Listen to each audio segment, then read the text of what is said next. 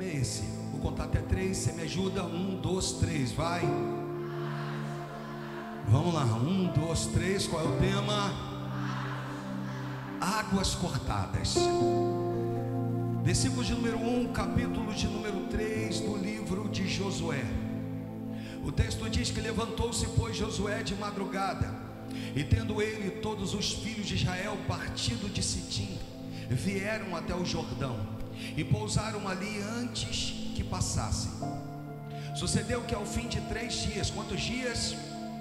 Que os oficiais passaram pelo meio do arraial e ordenaram ao povo, dizendo: quando virdes a arca da aliança do Senhor vosso Deus, e que os levitas sacerdotes a levam, partireis vós também do vosso lugar e os seguireis.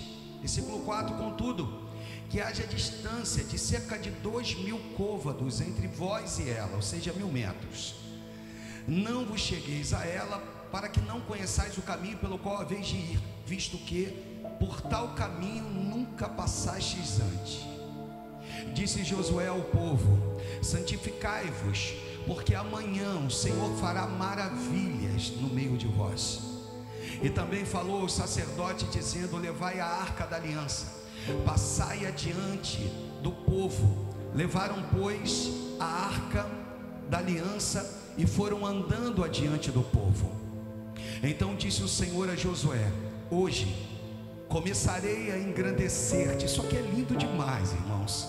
O que ele diz hoje? O que ele diz? Começarei a engrandecer-te perante os olhos de todo Israel. Por que, pastor? Deixa eu orar. Deus e Pai, fala conosco.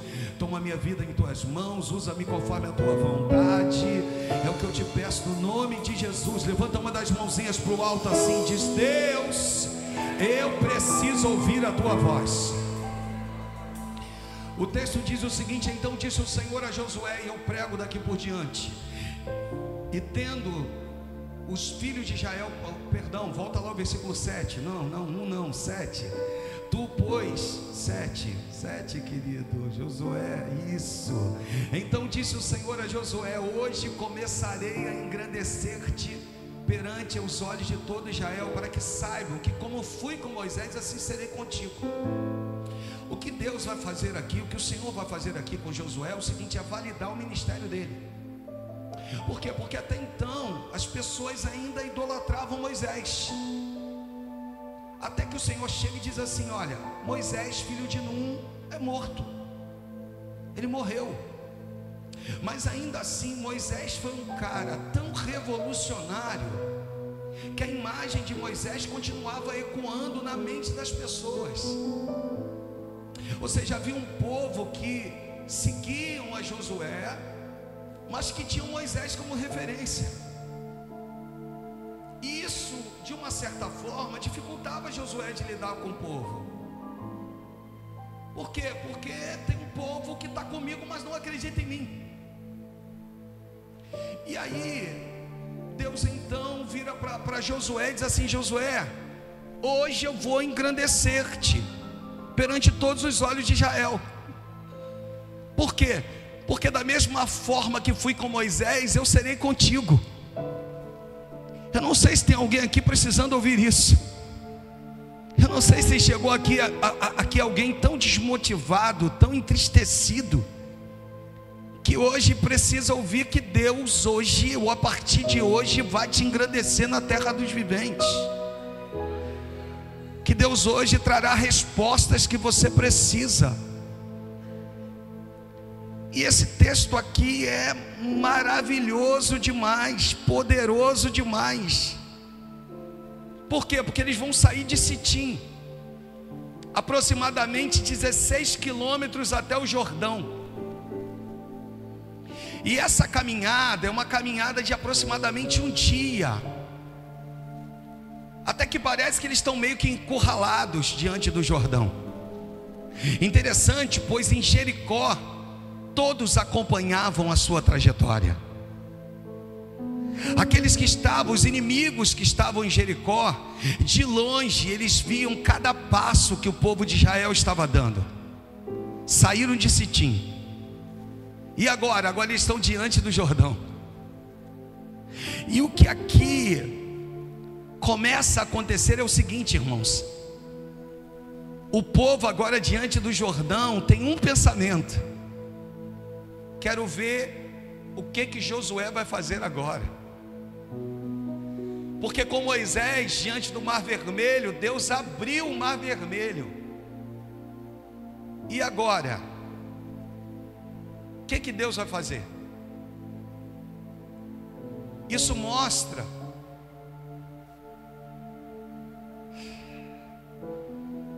que nem sempre aqueles que vão caminhar contigo vão acreditar no milagre. Isso mostra que a mente humana tem o seu poder.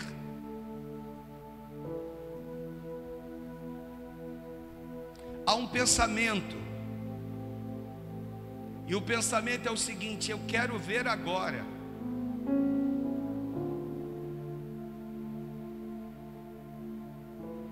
E Josué, pastor, te digo, Josué havia aprendido com Moisés que toda a direção não partia dele, partia do Senhor. Melhora, Josué também estava aguardando vir uma ordem do céu sobre o que fazer. Por quê? Porque eles estão diante do Jordão na sua cheia. Qual é a diferença do Jordão? Na maioria do ano, a extensão de largura do Jordão era de 30 metros. E durante a cheia do Jordão, o Jordão passava a 1,5 km de largura. Um rio que não se podia atravessar a nado devido à sua correnteza. Um rio que não se tinha tempo para a construção de balsas para atravessar 1 milhão de pessoas. Agora entende a cabeça de Josué? Agora tenta tu entender a mente de Deus, que às vezes confunde o líder para dar a vitória da forma dele, para que quando a vitória chegue o engrandecimento seja todo dele. Você está entendendo? Por favor, só essa vez vira para alguém do teu lado e diz assim: Deus tem coisas hoje para liberar sobre a tua vida que vai surpreender até você.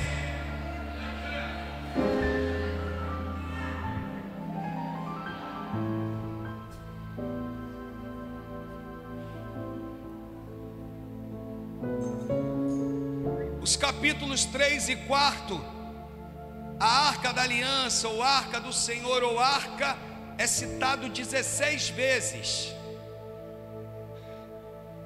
Qual a importância disso? O seu simbolismo era o trono de Deus. Pastor, o que está acontecendo aqui? Bem, no Êxodo, Deus vai usar as mãos do líder. Ordene, toque o mar e ordene esse povo que marche, Moisés. Deus está virando para você e está dizendo: não é porque eu te dei vitória há um ano atrás que eu vou te dar a vitória da mesma maneira. Deus está mudando a sua maneira de agir. E agora, pastor, agora Deus vai abrir o Jordão através dos pés do sacerdote. Guarda isso no teu coração. A ordem era: quando os sacerdotes molharem seus pés, o Jordão vai se abrir.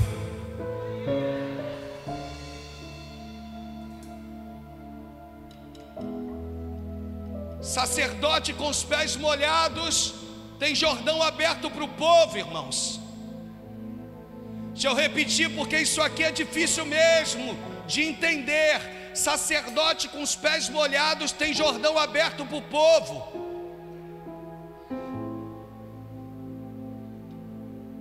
Quando eles tocarem as águas se abrirão. Tem águas cortadas para a tua vida hoje. Tem um Deus agindo de forma poderosa com a igreja. Tem milagres. Se eu repetir, porque é o tema, tem águas cortadas.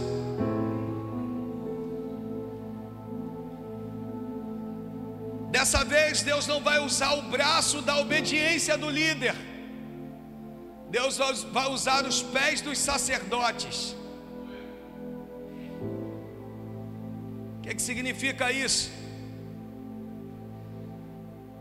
Quando eles vão lá buscar uma pedra e vão colocar essas pedras no meio do Jordão e ali vão erguer um altar, a ordem é: as pedras precisam ser postas nos pés dos sacerdotes.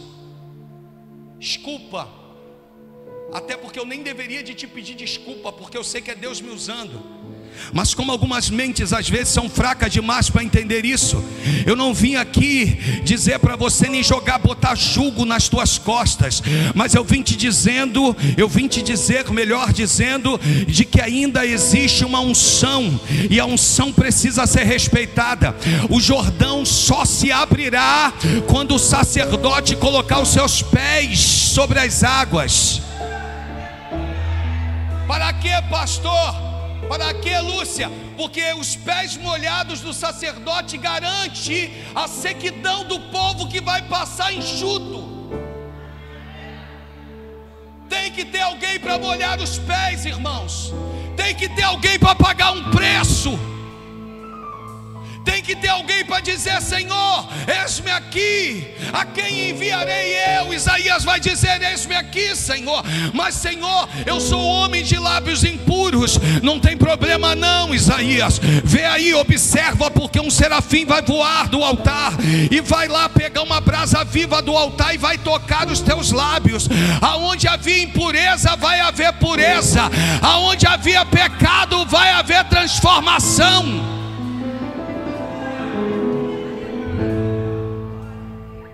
Sacerdote com os pés molhados garantem mar aberto.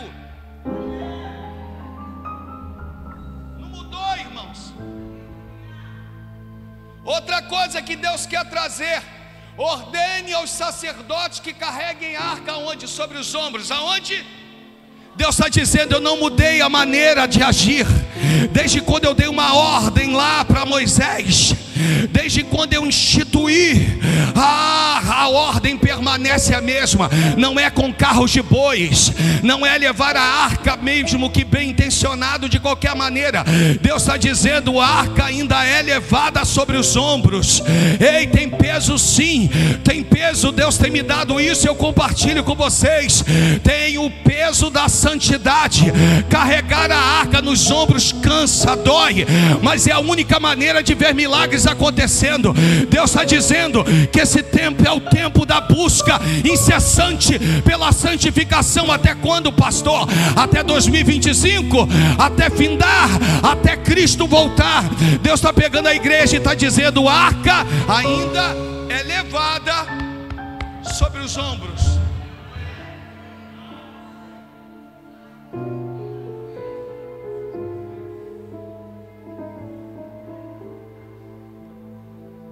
Agora olha Josué.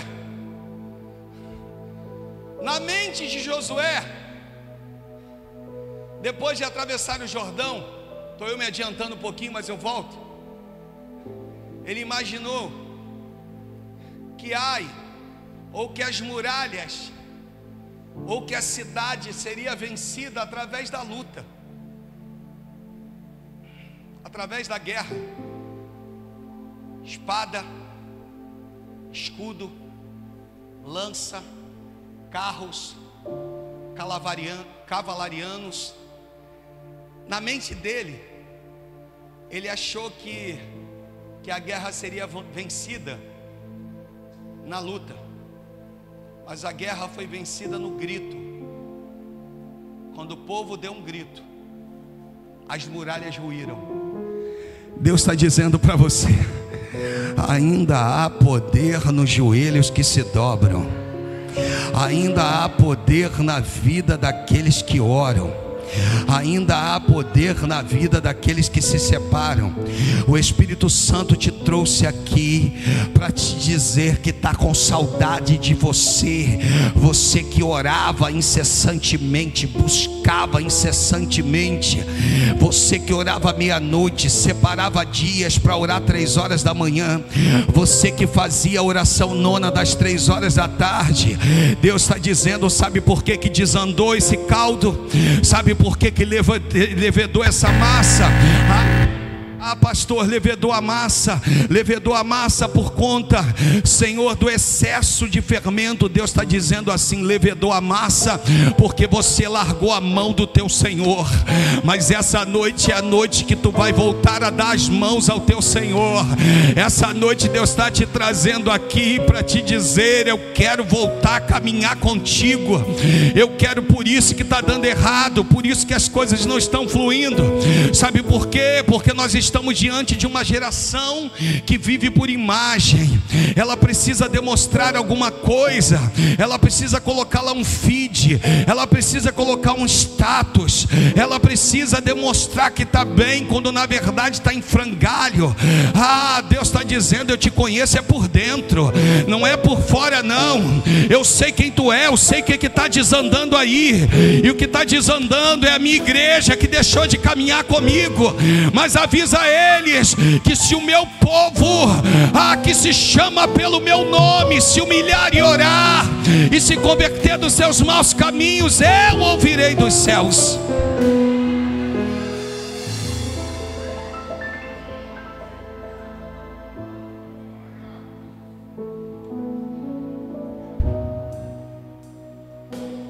Por favor, repita comigo. Diga assim: existem vitórias que chegarão nestes dias sem que haja a necessidade de eu desembainhar a minha espada, nem usar o meu escudo. Vai ser enquanto eu glorifico, enquanto eu exalto, enquanto eu digo: eita!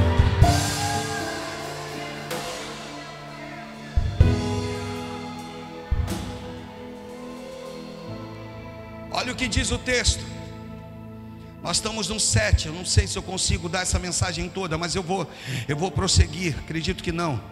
O 8 vai dizer assim: tu, pois, ordenarás aos sacerdotes que levem a arca da aliança, dizendo: ao chegares a bordas das águas do Jordão, parareis aí. Então disse Josué aos filhos de Israel: chegai-vos para cá e ouvi as palavras do Senhor vosso Deus. Disse mais Josué: nisto conhecereis que o Deus vivo está no meio de vós, e que todo aquele que lançará de todo lançará diante de ti, de vós, os cananeus, os heteus, os heveus, os fariseus, os gigazeus, os amorreus e os jebuseus. Versículo 11: eis que a arca da aliança do Senhor de toda a terra passa o Jordão diante de vós. Versículo 12 diz: tomai pois agora 12 homens. Quantos homens? 12 das tribos de Israel, um de cada tribo. Versículo 13: isso porque há de acontecer que assim que a planta dos pés dos sacerdotes, irmãos, deixa eu falar uma coisa para você. Enquanto a igreja não entende isso, ela fica definhando, porque há de acontecer assim, que as plantas dos pés dos sacerdotes que levam a arca do Senhor, o Senhor de toda a terra, pouse nas águas do Jordão, serão cortadas. Elas serão cortadas, a saber, as que vêm de cima se amontoarão. Repita comigo, porque isso aqui é a parte chave da minha mensagem, pelo menos só para hoje. As águas, elas vão se amultuar. Você está entendendo? Águas que vão se amultuar, os montões de águas. Então o que Deus está falando? Quando o sacerdote tocar o pé, o Jordão na sua cheia, as águas vão se amultuar.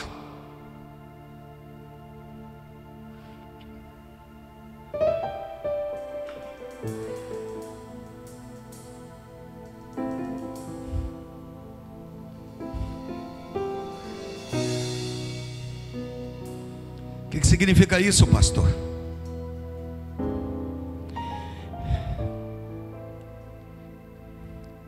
Ele está cortando as águas do passado.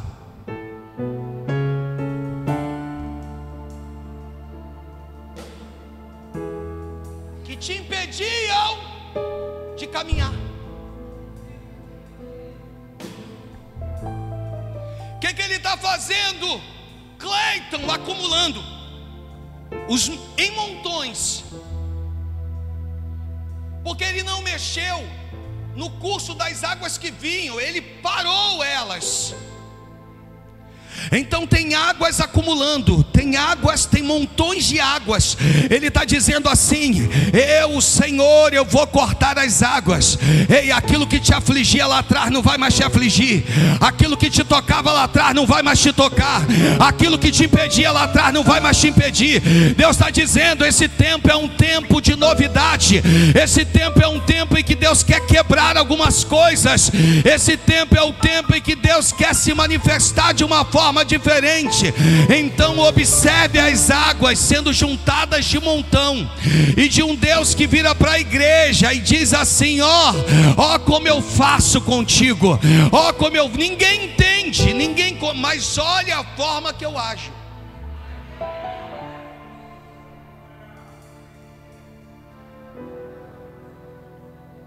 Pastor, o que Deus está falando comigo? Não olhe para trás. Pastor, o que Deus está falando comigo? Não procrastine. Pastor, o que Deus está falando comigo? Não atrase a promessa que Deus tem na tua vida.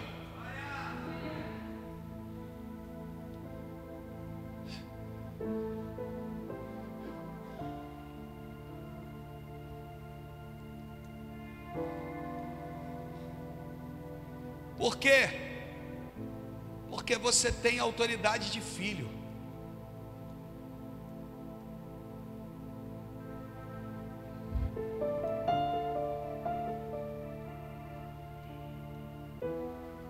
O que Deus quer hoje? Tira essa versão sua de mente confusa.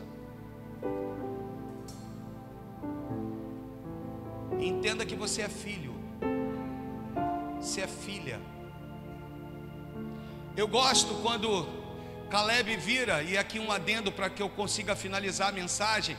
Quando Caleb vira, depois de ser abençoado, depois de Josué dar Hebrom para ele, e ele agora vai ter que conquistar Hebrom. Interessante que Caleb está com 85 anos e ele pede um espaço de terra que é uma montanha, e que nessa montanha o menor gigante da montanha tinha 2,6 metros de altura. Sabe o que ele diz? Não se preocupe não, Josué, se o Senhor for comigo, eu vou ter vitória. E aí ele diz assim: olha, quem vencer, eu vou dar a mão da minha filha Axa em casamento. Aí Otoniel vira e diz assim: eu vou. Era apaixonado, foi lá, lutou e venceu. Ele dá um pedaço de terra para essa filha, para Axa. Só que essa terra era seca. A Bíblia diz que a filha, não precisa colocar para a gente não, a Bíblia diz que a filha vai montar num jumento, num animal de carga, e vai até o pai. O pai avista de longe, e o pai vira e diz: filha, o que houve? O que você está fazendo aqui? A filha desce do animal, e a filha vira e diz assim: pai, tu me destes uma terra seca, dai-me as fontes superiores e as fontes inferiores.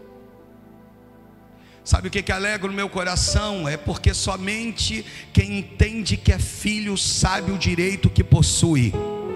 Deus está virando para você, para nós, para a igreja, e dizendo o seguinte: sabe por que Deus não tem feito? Sabe por que Deus não faz? Porque você não tem pedido da maneira correta. A Bíblia diz que tem mais de 3.000 promessas. Pode começar a passar aí. A Bíblia diz que tem mais de 3.000. Quantos mil de promessas? 3. Vamos lá, quantos mil? E às vezes você e eu estamos presos. Às vezes você não se agarra a uma, a duas, a três. Você não é capaz de botar no teu descanso de tela do teu telefone. Não é capaz de botar essa promessa lá, pode passar. Não é capaz de botar essa promessa talvez lá na tua geladeira, igual se fazia antigamente. Ah, irmãos, Deus está virando para a igreja, está dizendo para mim, para ti, para nós: se agarre com uma promessa das 3.000, mais de 3.000 promessas. E que você possa se agarrar a elas e dizer: Deus, eu creio que nesse tempo o Senhor se manifestará. Coloca como descanso de tela, coloca como um texto que tu vai passar pela tua geladeira, mulher, e tu vai precisar olhar para essa promessa e vai precisar ler. Deus, tu um dia me prometeu. Homens e mulheres de Deus ousados que virem para o Senhor e vão dizer: Senhor, um dia o Senhor me prometeu. E se o Senhor me prometeu, o Senhor é fiel para cumprir.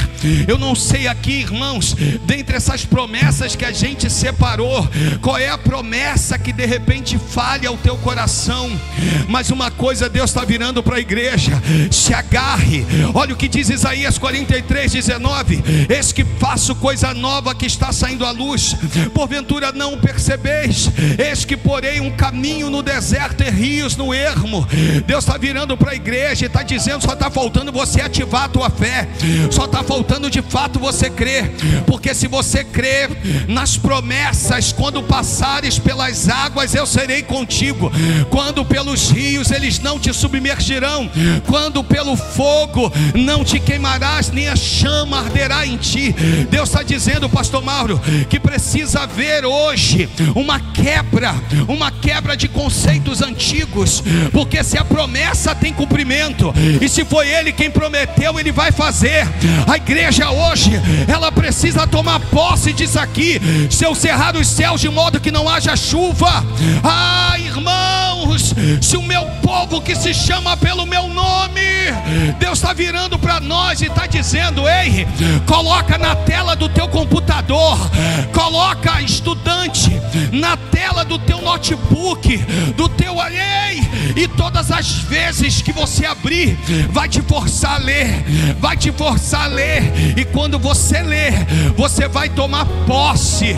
Deus vai dizer isso, agora ele entendeu: ainda que eu ande pelo vale da sombra da morte, não temerei mal algum. Deus está falando para a igreja: se a igreja ativar, se a igreja entender isso, os milagres acontecerão.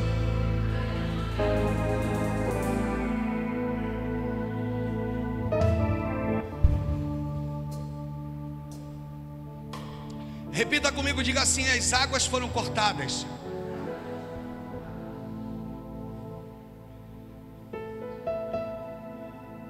Aí no versículo 16,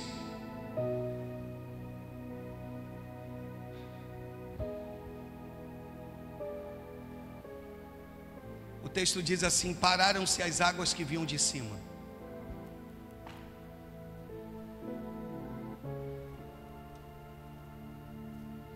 Tem um ditado que diz que água mole em pedra dura. Não se tiver a mão do Senhor segurando.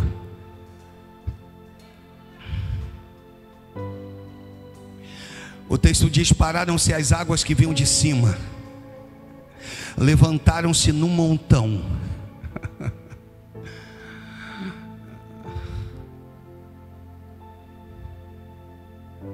Muito longe da cidade de Adã, que fica ao lado de Sarta, ou Sartã, melhor dizendo, as que desciam ao mar, que é o mar salgado. Me ajuda aqui nessa parte final aqui. Foram daqui para cá, para lá, vai, foram. Então, de frente para onde? Mas qual era o objetivo? Jericó, qual era o objetivo?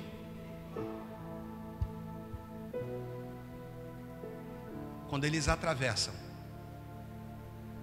eles observam que estavam justamente de frente para o objetivo.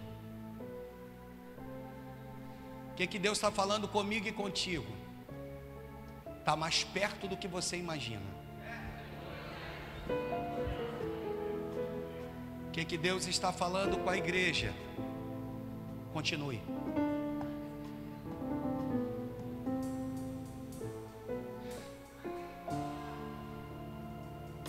Qual era o objetivo deles, pastor? Jericó.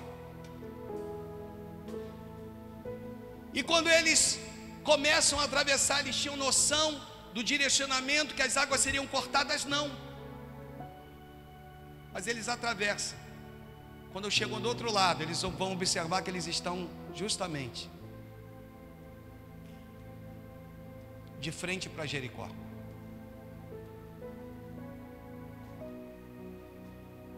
Posso liberar isso aqui no mundo espiritual?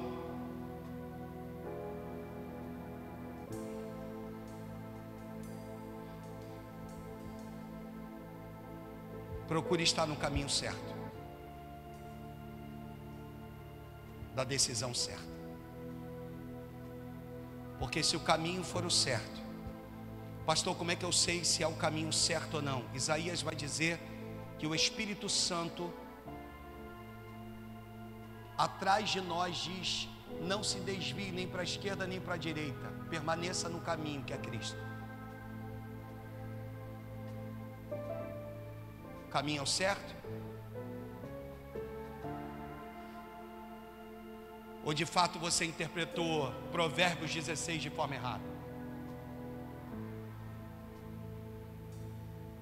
O caminho é o certo? Prossiga, vai dar tudo certo. Pode ir em frente. Jericó está do outro lado. O que não pode acontecer comigo e contigo é atravessar para o outro lado e não chegar no destino. Jericó era o destino desse povo.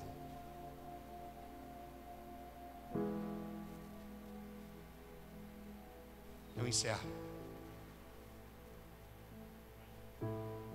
Águas cortadas.